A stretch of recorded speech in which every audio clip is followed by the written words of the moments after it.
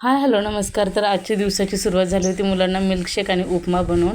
तो मुलांचा मिल्कशेक पिऊन झालेलं होतं. त्यानंतर मी जे रात्री एक्स्ट्राच्या भाकरी झाल्या होत्या त्या काही राहिलेले शिल्लक त्याचे तुकडे केले आणि इथे आता मी घेतलेले आहे सांडगे बनवायला. आईने नवीन सांडगे केलेले आहेत तर ते दिलेले तर ते करून घेतलेले आहेत.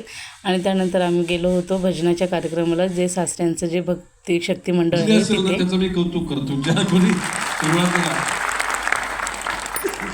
कारण या दैनंदिन जीवनामध्ये जीवनाची गती घेत असताना परमेश्वराचं नामस्मरण करण्याची संधी मिळते म्हणजे तुम्ही भाग्यवान आहात. आणि खरं म्हणजे असे भाग्यवान तुम्ही कायम राहा.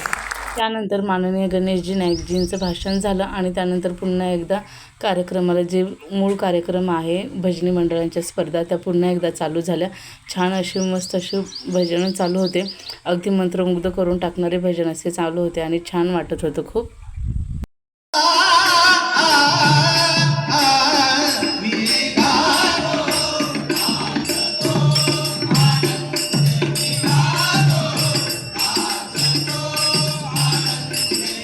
कार्यक्रम इतका छान चाललेला होता की परत घरी जायचं मन नव्हतं करत, पण काही कारणामुळे घरी जायचं होतं कारण दुसऱ्या दिवशी आम्हाला जायचं होतं गावी.